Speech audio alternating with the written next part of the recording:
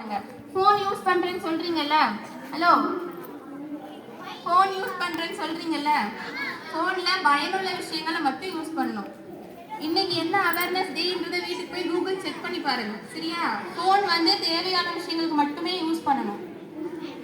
Second one சொல்லிட்டா, குப்பையை குப்பை தொட்டியில போடணும். யார் யாரெல்லாம் குப்பையை குப்பை தொட்டியில போடுறீங்க?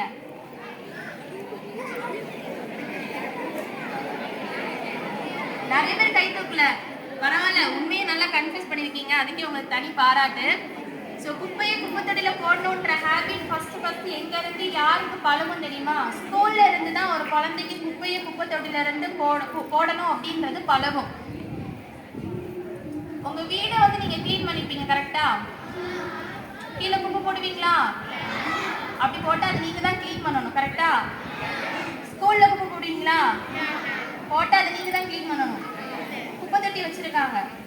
ஆனா நீங்க பொது இடத்துல டிராவல் பண்ணுவீங்கல்ல, பைக்கா இருக்கலாம், காரா இருக்கலாம், பஸ்ஸா இருக்கலாம், இந்த மாதிரி டிரான்ஸ்போர்ட்ல நீங்க இருக்கும்போது, பஸ்ல இப்ப நீங்க ஒரு பிஸ்கெட் பாக்கெட் வாங்குறீங்க, பஸ்ல உட்காந்து சாப்பிடுறீங்க, அந்த கவரை எங்க தூக்கி போடுவீங்க? ஜன்னலையே போனா போட்டுன்னு பறந்து அப்படியே போனா போட்டுன்னு விட்டுருவீங்க, அப்படிதானே? அந்த மாதிரி பண்ணக்கூடாது. அதை செக்யூர் பண்ணி டஸ்ட்பினை நீங்க எந்த இடத்துல பாக்குறீங்களோ அந்த இடத்துல டஸ்ட்பின் போடணும், அந்த இடத்துல தான் அந்த குப்பையை போடணும். இதை வந்து நீங்க கத்துக்கணும். இது ஒரு குட் ஹேபிட். நாளையில குப்பை எல்லாம் குப்பையில போடுவீங்களா? இந்த மாதிரி பப்ளிக் டிரான்ஸ்போர்ட்ல போகும்போது உங்க கையில குப்பை இருந்துச்சுன்னா அது என்ன பண்ணணும்? குட், அந்த மாதிரி தான் பண்ணணும், சரிங்களா? அண்ட் அதே மாதிரி உங்க ஸ்கூல் கேம்பஸ்ல ஏதாவது ஒரு குப்பை தொட்டி டஸ்டா இருக்கு, குப்பை தொட்டியுமே கிளீனா வச்சுக்கணும், அது தெரியுமா? குப்பை தொட்டியுமே கிளீனா இருக்கணும். அதன் பொறுத்து தான் நம்மளுக்கு நோய் வருமா வராதான்றதை நம்ம பண்ண முடியும், டிசைட் பண்ண முடியும். ஸோ குப்பை தொட்டியும் கிளீனா இருக்கணும். ஒரு இடத்துல நிறைய குப்பை தொட்டி இருக்கணும். உங்க கேம்பஸ் கொஞ்சம் பெருசா இருக்கு, ஸோ 2-3 குப்பை தொட்டி வைக்கிறது நல்லது. அப்ப இதெல்லாம் நீங்க யார்கிட்ட போய் சொல்லணும்? உங்க இதுல குப்பை தொட்டி இல்லைன்னா நீங்க தான் கம்ப்ளைண்ட் பண்ணீங்க, அது உங்களுடைய பொறுப்பு, கரெக்டா? உங்கள் குப்பை உங்கள் உரிமை, அதை நீங்க வந்து கடமையா செய்யணும், ஓகேயா? தேர்ட் விஷயம் என்னதுன்னா, மொபைல் ஃபோன்ஸ் வந்து கேம் விளையாட யூஸ் பண்ணக்கூடாது. ஆனா நீங்க எல்லாரும் அதுதான் பண்ணுவீங்க, கரெக்டா? இதுக்கெல்லாம் சவுண்ட் நல்லா வருது. மொபைல் ஃபோன் வந்து கேம் விளையாடுறதுக்கு யூஸ் பண்ணக்கூடாது, படிக்கிறதுக்கு யூஸ் பண்ணிக்கலாம்.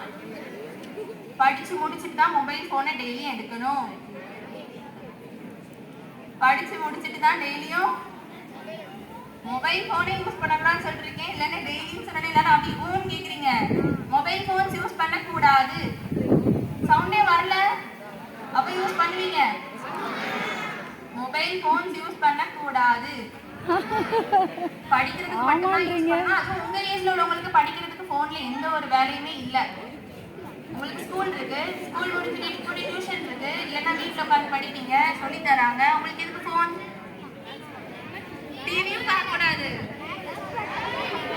போர் அடிக்கா, விளையாடுங்க.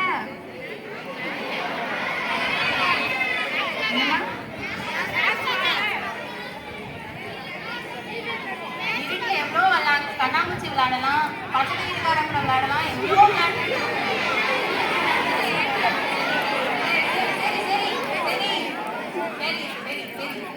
விளையாடுறதுக்கு ஆறு பக்கத்து வீட்டுல யாரும் வரல, அப்ப எல்லாருமே போன் மட்டும்தான் பாக்குறீங்க. போன்லயே விட்டாயி போன்லயே மூழ்கியாச்சு.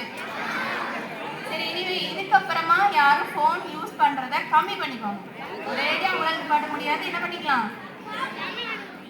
கம்மி பண்ணிக்கோங்க. பார்க்க கூடாது, அது தப்பு. ரொம்ப நேரமா போன் பார்த்துட்டு இருந்தா கண்ணு பாதிக்கும், போன் கேம் விளையாண்டு இருந்தா மூளை பாதிக்கும், அப்புறம் படிப்பு மண்டிக்குள்ள நிக்காது. உன்னால ஒரு இடத்துல என்ன பண்ண முடியாது, கேம் இல்லாம இருக்க முடியாது. குடிகாரனுக்கு குடிக்கலனா கை நடுங்குன்ற மாதிரி போன் யூஸ் பண்ணலன்னா அவங்களால இருக்க முடியாது. அதனால போன் யூஸ் பண்றதை என்ன பண்ணிக்கணும்? கம்மி பண்ணிக்கணும், நல்லா படிக்கணும். அடுத்து என்ன சொல்லணும் தெரியுமா? அடுத்து பேசுடா. அமைதியா இருந்தா நான் பேசுறது கேட்கும். லாஸ்ட் ஒன் வந்து மெயினான ஒரு விஷயம், முக்கியமான ஒரு விஷயம், இதை கண்டிப்பா எல்லாருமே ஃபாலோ பண்ணணும். இதுக்கு முன்னாடி பேசின அட்வொகேட் மேம் வந்து இந்த ஸ்கூல்ல தான் படிச்சாங்க. அவங்க சொன்னாங்க, நான் இந்த ஸ்கூல்ல படிச்சுட்டு இந்த இடத்துல இப்படி வந்து பேசுவேன்னு எனக்கு தெரியாதுன்னு சொன்னாங்க, கரெக்டா? நீங்களும் நினைச்சா இந்த இடத்துக்கு வரலாம்ல? வரலாம்னா என்ன பண்ணணும்? படிக்கணும். நல்லா படிக்கணும், நல்லா படிக்கணும். ஒரு ஆம்பிஷன் செட் பண்ணி படிக்கணும். நான் என்னவா ஆகணும்ட்டு. அட்வொகேட் தான் இல்ல, நிறைய ப்ரொஃபஷன் இருக்குது. நிறைய இந்த மாதிரி கேம்ஸ் எழுதணும்.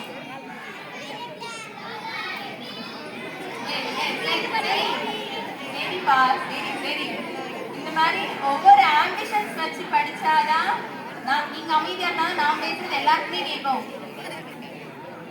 ஸோ அதனால ஒரு ஆம்பிஷன் வச்சு, ஒரு கோல் வச்சு, நான் இதை படிச்சு இந்த எய்மை வந்து ஃபுல்ஃபில் பண்ணி நான் இந்த இடத்துக்கு வருவேன்ற எய்ம் இருக்கணும்.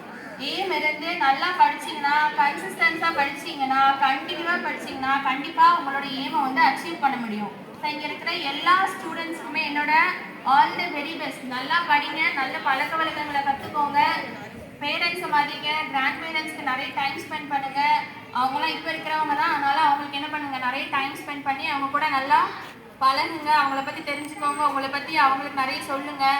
அதனால நல்லா படித்து நல்லா முன்னேறுங்க. எல்லாருக்குமே ஆல் தி வெரி பெஸ்ட். இந்த வாய்ப்பு கொடுத்த அனைவருக்கும் நன்றி.